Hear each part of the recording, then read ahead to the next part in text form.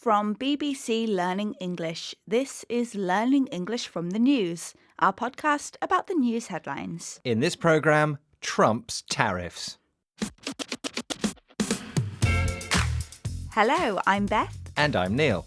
In this programme, we look at one big news story and the vocabulary in the headlines that will help you understand it. You can find all the vocabulary and headlines from this episode, as well as a worksheet on our website, bbclearningenglish.com. So let's hear all about the story.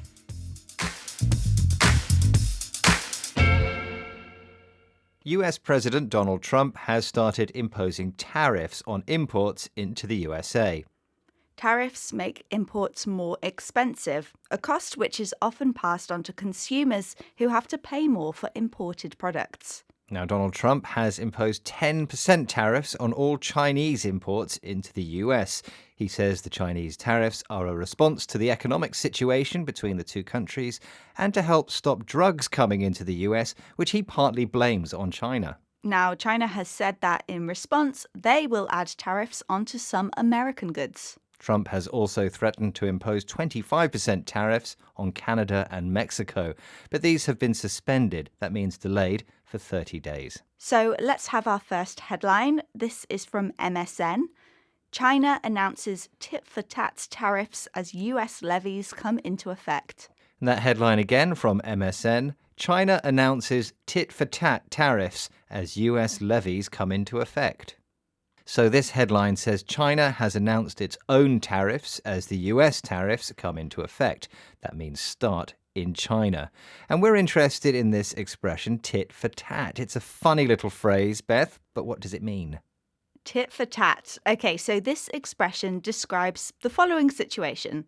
Someone does something bad to someone else, so that person then does something bad in response. It's retaliation. Yes, so it's something done intentionally to punish others because they've done something unpleasant to you. So it's used in this headline to mean that China has imposed tariffs on US goods simply because Trump has imposed tariffs on Chinese goods. They've announced their own tariffs in retaliation. It's tit for tat. Now, this expression reminds me of being a child, Beth. If my sister pushed me around, I pushed her back. It was tit for tat. And Neil, I noticed that you didn't make me a coffee this morning like you normally do. I think it's tit for tat because I forgot to make you one yesterday. Absolutely. We've had tit for tat, which describes an action done as retaliation. For example, you ate the last biscuit, so I'm going to eat your piece of cake. That's tit for tat.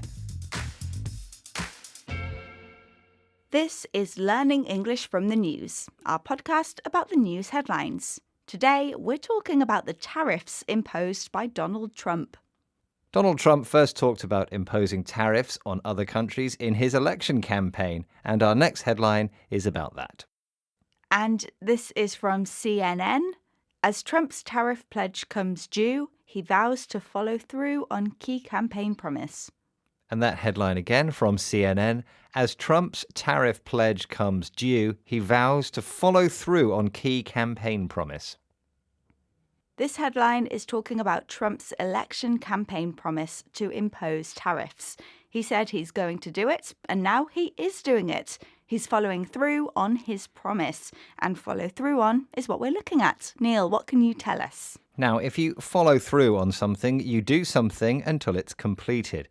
For example, if you promise to help someone and you follow through on your promise, then you help until your help isn't needed anymore. Now, follow through on is most commonly used with promises or things you say you're going to do. For example, my manager has said I might get a pay rise soon, and I hope she follows through on it. Good luck with that. It's also possible to change on for with or to drop the preposition completely if it's obvious what you are following through on. So, you promised to make me a cake, and I hope you follow through. Now, Neil, this is a serious story about economic tariffs, and you're talking about cake. Imposing tariffs and making cake are quite different things. They are, but it demonstrates how we can use follow through for everyday things as well as serious topics like tariffs. We've had follow through on, fulfill a promise.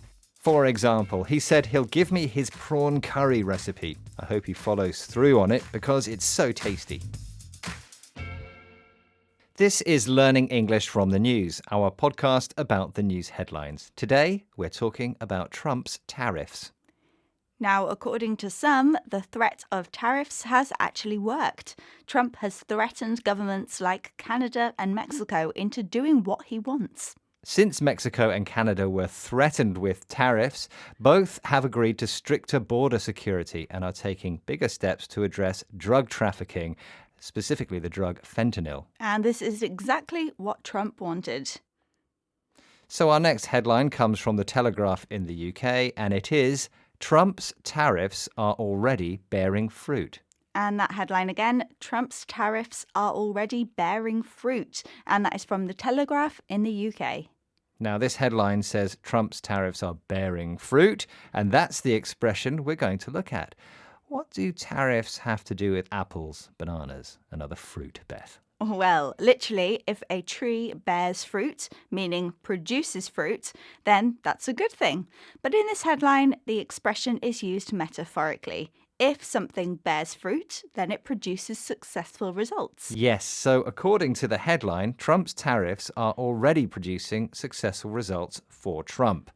That's because since the tariffs, Mexico and Canada have agreed to what Donald Trump wanted, so his tariffs are bearing fruit. Now, we can use bear fruit in other situations. If you study hard, you want that effort to bear fruit. You want good results. Yes, now a note on this verb bear, it is irregular. So the past simple form is bore and the past participle is born. For example, practicing for interviews bore fruit. She got the job.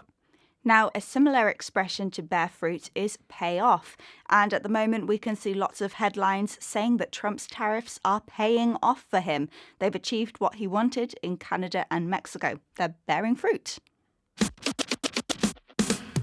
We looked at bearing fruit, getting a positive result. For example, finally, my hard work at university is bearing fruit and I've got a job. That's it for this episode of Learning English from the News. We'll be back next week with another news story. You've just learnt some English from the news, but have you ever thought about learning English from music? We have a new series, My Song, My Home, where you can listen to people's songs and learn about the places they come from. Find it in your podcast app or visit our website, bbclearningenglish.com. That's right, just search for Learning English Conversations.